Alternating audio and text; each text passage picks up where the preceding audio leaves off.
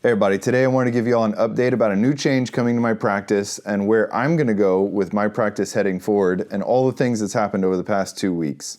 All right, for those of you guys who don't know, my name is Brad, own my own private practice. Last year did about $4 million in revenue, 3 locations, and I'm just continuing to grow this practice. So it's been a hell of a 2 weeks. I skipped last week posting because I just needed a break, but a lot has been going on since that last week. First off, I have another physician who is at our 3rd location. And it's been an interesting time working with her. It is so hard. You know, they always say, slow to hire, quick to fire. But it's so hard to terminate a physician when onboarding another physician can take 3, 4, 5 months after you start the credentialing process or when you start the credentialing process.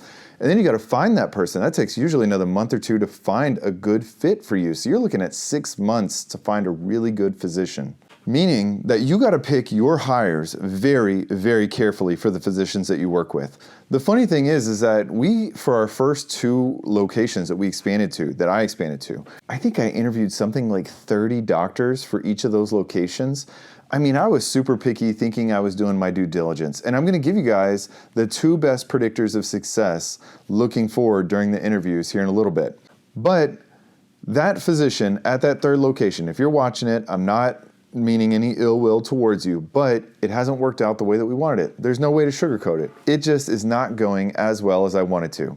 So what does that mean? Well, she's now been with us for 10 months and she has called out late, meaning within 4 hours of starting of the workday, 16 times in those 10 months. As you're starting to grow a practice and starting to grow a location, it is so hard to make the location profitable and or prosper when someone is continuing to call out late 16 times. That doesn't also include that she went out of the country for 3 weeks during this 10-month history. So needless to say, the growth of our 3rd location is not going as well as a 2nd location where we're basically so busy that we're thinking about bringing on a physician assistant at this point in time.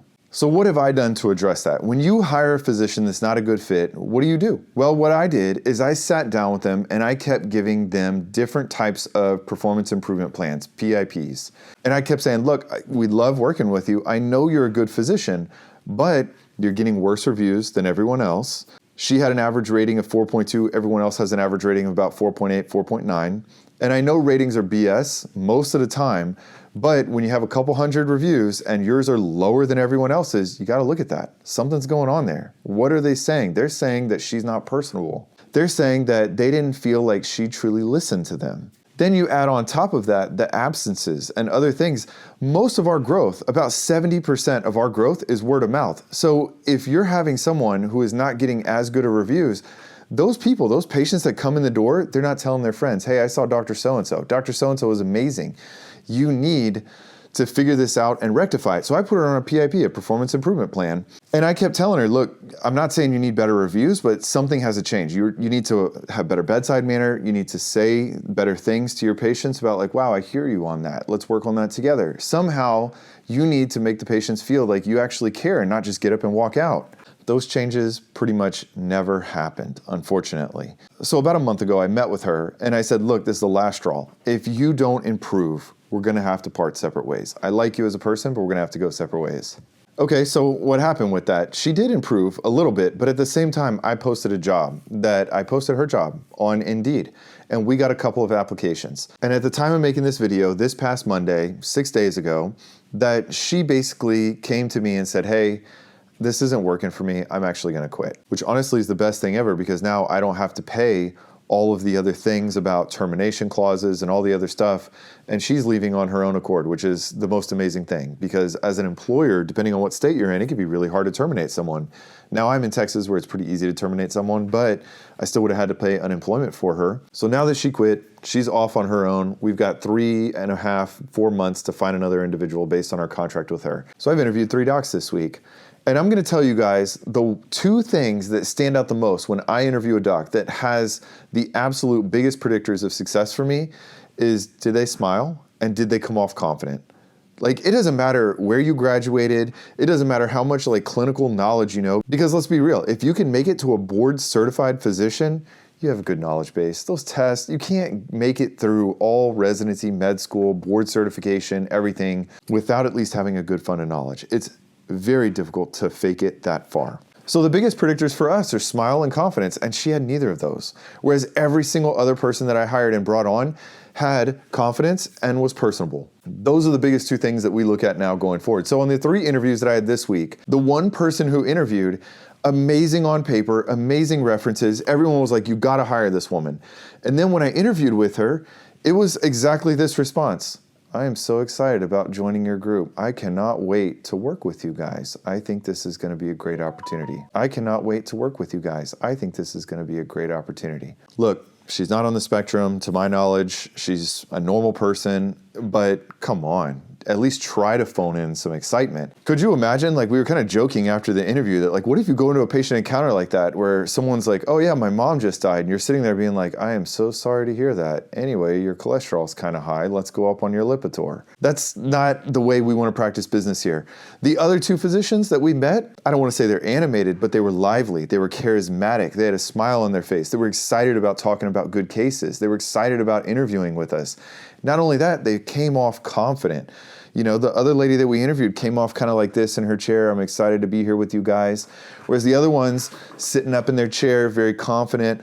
I'm excited to be here. This is a cool place you guys have. I love the decor here. Those are the 2 biggest predictors that we've noticed that if you can do that in the interview and have all the board certifications and other things, you're probably going to knock it out of the park for us. It's amazing that the intangibles are the biggest predictor for us on success. How did the interview go? That is the biggest predictor. We've had amazing reviews. The person that I hired at 3rd location, all of her reviews were glowing, but not personable at all. Everyone's complaining. Everyone else has a 4.9 review. She has a 4.2 review. And all the complaints are, she's not personable. She doesn't make me feel like they actually heard me. And it's because had one of those bedside manners. I'm so excited to be here interviewing. That's ridiculous. So where's this going? We are making 2 job offers actually tomorrow. I'm gonna offer the job for the person at our location number 3 for one of the doctors. Another doctor that we offered, or we're going to offer the job for, we're gonna say, hey, there's another location. We wanna start up another clinic 10 miles from there. Would you be willing to take that location? And I think she's gonna say yes, because we already kind of floated the idea. I said, hey, you actually live closer to this other location that we were thinking about starting it up. We're ready to go. We're ready to start this up because that location 3, is almost ready for a PA in probably 3 or 4 months. The location at location 2 is probably ready for a physician assistant or nurse practitioner in a month or so. We are busy. This week alone, we saw 600 patients. On average, we're seeing close to 500 new patients every single month at this point in time because of these new locations. We're built a funnel. I built a funnel. A big part of branding and me growing my practice is learning how to turn the faucet on. When I start a location, how the hell can I turn the faucet on so I can ramp up the advertising, get butts in the seat, get patients to meet the new physician or PA or NP or whoever we've got in there. And that's what I can help you guys with. If you guys want to consult with me, I'll leave a link down below. But we're growing like crazy. In the next probably week or 2, we're going to send out those job offers formally. We're going to send them a letter of intent that we are going to send them this offers and what that includes. Hopefully in the next month, we'll have signed contracts. We're going to start touring the 4th office location in the next couple of weeks. And I even have the realtor looking at 5th office locations in south part of town. So if you're in Texas and you want to work with me in primary care, give me a shout. Let's see if we can make something work. I'm excited about the growth, you guys. It has actually been an amazing time growing it. And with that, I've made the very difficult decision with my panel, because I actually do love clinically practicing medicine, that I'm gonna continue to take a step back.